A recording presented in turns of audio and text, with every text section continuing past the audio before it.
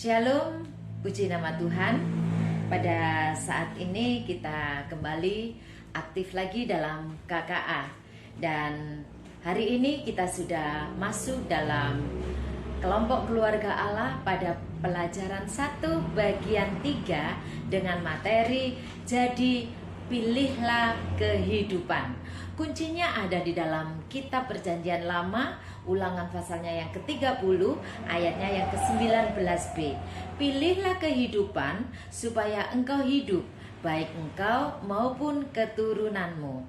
Kelompok keluarga Allah yang dikasihi oleh Tuhan, dalam bagian KKA 3 ini, jadi pilihlah kehidupan adalah untuk membantu kita semua mengetahui makna menjadi pengikut Kristus. Ini adalah pilihan yang sangat penting dalam kehidupan kita untuk mengambil langkah yang benar di dalam mengiring Tuhan kita Yesus Kristus. Sebelum kita masuk lagi, kita akan berdoa bersama-sama.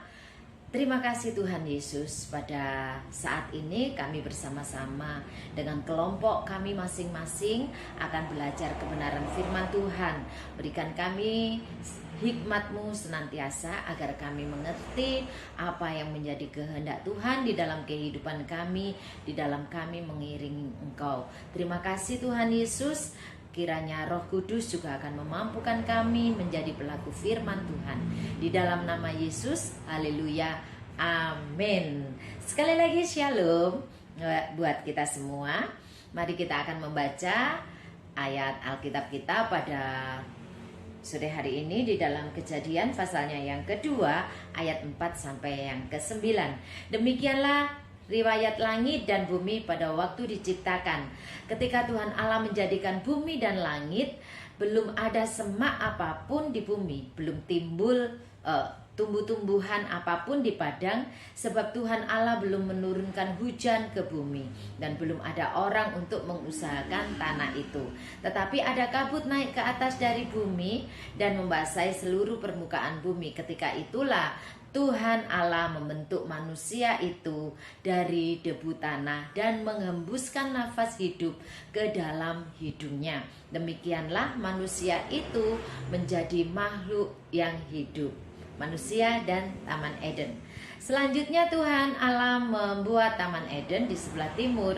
Disitulah ditempatkannya manusia yang dibentuknya itu. Lalu Tuhan Allah menumbuhkan berbagai-bagai pohon dari bumi yang menarik dan yang baik untuk dimakan buahnya, dan pohon kehidupan di tengah-tengah taman itu, serta pohon pengetahuan tentang yang baik dan yang jahat. Ya, di dalam Amsal pasalnya yang ke-14, ayatnya yang ke-12 berkata demikian firman Tuhan. Ada jalan yang disangka orang lurus, tetapi ujungnya menuju maut. Saudara terkasih di dalam Tuhan, memilih itu memang sulit. Ya, memilih itu memang sulit. Karena kadang kita tidak tahu apa yang harus kita pilih. Namun ada kabar baik. Alkitab memberitahukan kepada setiap kita agar kita mengenal yang benar dan tinggal di dalam yang benar. Siapa yang benar itu? Tidak lain adalah Tuhan Yesus Kristus sendiri yang adalah kebenaran. Mari kita diskusikan bersama-sama pertanyaan studi. Pertanyaan yang pertama, bagaimana Allah menciptakan manusia pertama? Mari kita baca di dalam ayatnya yang ke-7 di dalam pasal yang kedua. Ketika itulah Tuhan Allah membentuk manusia itu dari debu tanah dan menghembuskan nafas hidup ke dalam hidungnya. Demikianlah manusia itu menjadi makhluk yang hidup. Allah menciptakan manusia pertama, yaitu Adam, dari debu tanah dan menghembuskan nafas kehidupan ke dalamnya. Adam adalah manusia pertama ya, diciptakan oleh Allah pada hari ke-6 penciptaan. Alkitab menggambarkannya sebagai makhluk yang diciptakan menurut gambar dan rupa Allah.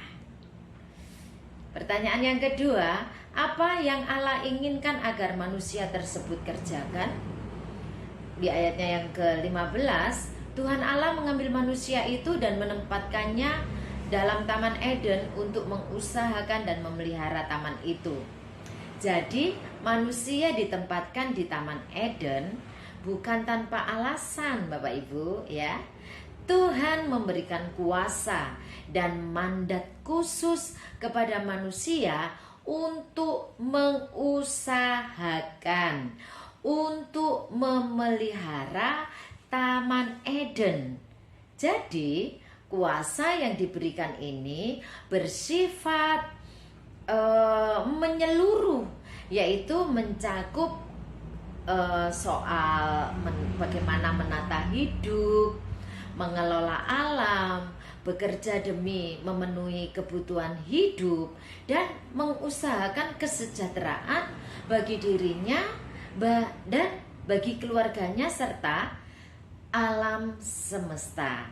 Ini adalah tugas penting bagi manusia. Tugas ini harus dilaksanakan dengan penuh tanggung jawab. Tidak boleh asal-asalan. Harus penuh dengan tanggung jawab agar sesuai dengan tujuan Allah menciptakan manusia. Pertanyaan yang ketiga, apa yang Allah perintahkan agar tidak dilakukan oleh manusia? Dalam Kejadian pasalnya yang ke-16 dan 17, ya, sana dikatakan bahwa lalu Tuhan Allah memberi perintah ini kepada manusia. Semua pohon dan dalam taman ini boleh kau makan buahnya dengan bebas. Tetapi pohon pengetahuan tentang yang baik dan yang jahat itu janganlah kamu makan buahnya, sebab pada hari engkau memakannya pastilah engkau mati. Jadi perintah ini adalah perintah yang jelas dan tegas. Pada waktu kamu memakannya, kamu akan mati. Tidak boleh, perintah ini tidak boleh ditawar-tawar lagi. Manusia harus percaya, manusia harus tunduk, manusia harus taat pada perintah Allah.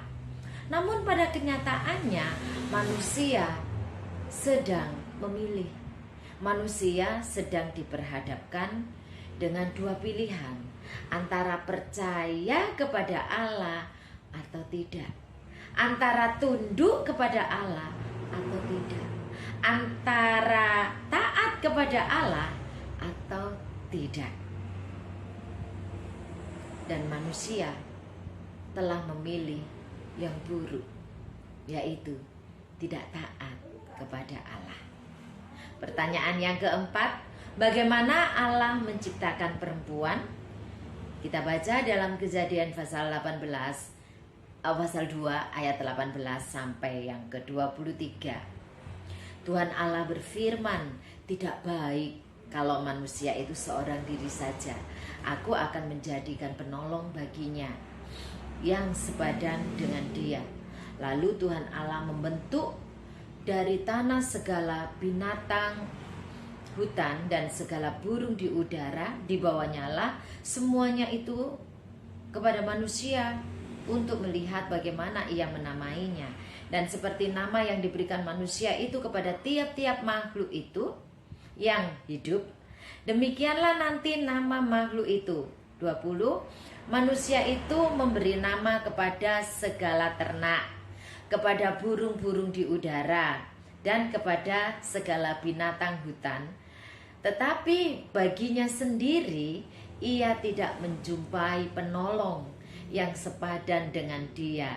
Lalu Tuhan Allah membuat manusia itu tidur nyenyak. Ketika ia tidur, Tuhan Allah mengambil salah satu rusuk daripadanya, lalu menutup tempat itu dengan daging, dan dari rusuk yang diambil Tuhan Allah dari manusia itu, dibangunnyalah seorang perempuan, lalu dibawanya kepada manusia itu. Lalu berkatalah manusia itu, inilah dia, tulang dari tulangku dan daging dari dagingku. Ia akan dinamai perempuan sebab ia diambil dari laki-laki. Jadi Tuhan menciptakan seorang perempuan dari tulang rusuk manusia itu, yaitu Adam. Menginjak kepada pertanyaan yang kelima, mengapa Allah menciptakan perempuan pertama itu? Di ayatnya yang ke-18, kita baca bersama-sama lagi. Di ayatnya yang ke-18 ya. Tuhan Allah berfirman, tidak baik kalau manusia itu seorang diri saja. Aku akan menjadikan penolong baginya yang sepadan dengan dia.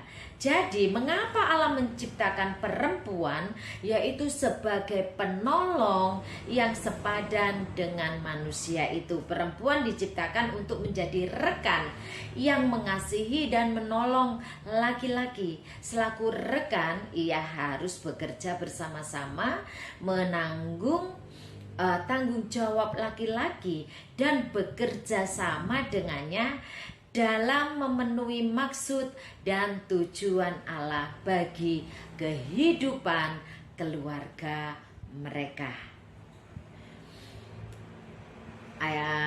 Nomor yang ke-6, pertanyaan yang ke-6, apa yang terjadi ketika laki-laki tersebut bersatu dengan istrinya? Ayo, apa yang terjadi jika seorang laki-laki bersatu dengan istrinya?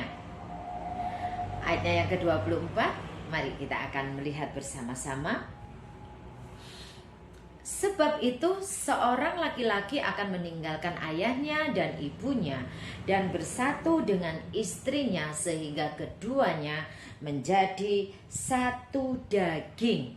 Menjadi satu daging. Ya, apa yang terjadi ketika laki-laki meninggalkan ayahnya dan ibunya?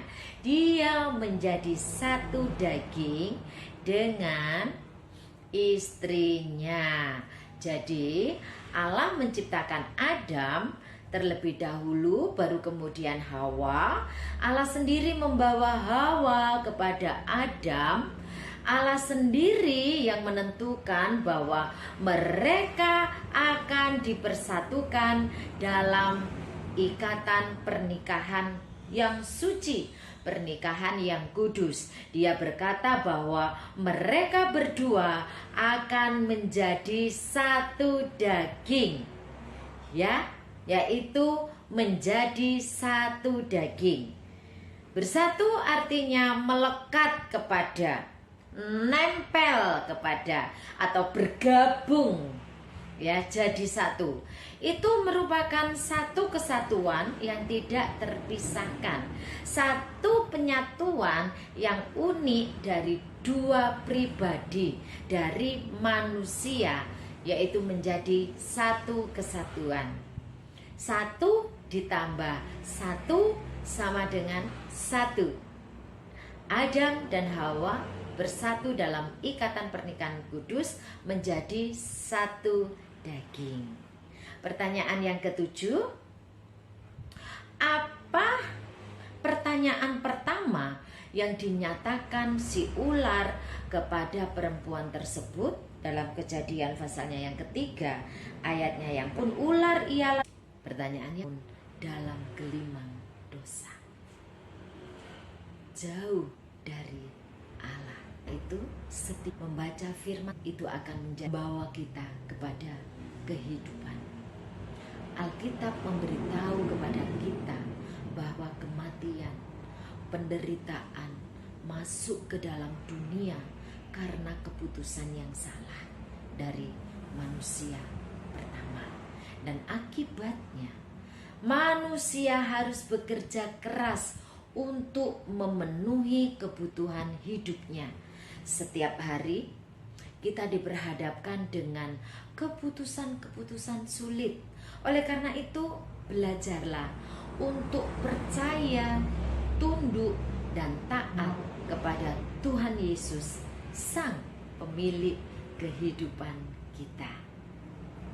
Untuk pertanyaan-pertanyaan diskusi, untuk pertanyaan-pertanyaan yang lebih detail lagi, diskusikan dengan kelompok sel kita, kelompok-kelompok keluarga Allah di dalam kelompok-kelompok kita.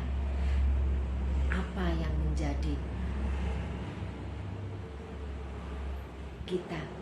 kita tertekan di dalam ibu ada persoalan sendiri. Demikian juga dengan anak-anak kaum muda. Berbagilah kepada kelompokmu, ya, berkaitan dengan pengambilan keputusan penting dalam kehidupan ini. Mintalah hikmat dari Tuhan. Tetap minta hikmat dari Tuhan. Dan jangan lupakan Tuhan. Jangan lupakan untuk kita terus membaca firman Tuhan. Kita harus berani untuk bertanya kepada diri kita sendiri. Ya, apakah keputusan tersebut sesuai dengan yang Tuhan inginkan? Damai sejahtera adalah sebuah pertanda bahwa Tuhan menghendaki keputusan kita. Ketika kita tetap merasa khawatir, kebingungan, maka ambillah waktu untuk berdoa, bahkan berpuasa. Tuhan Yesus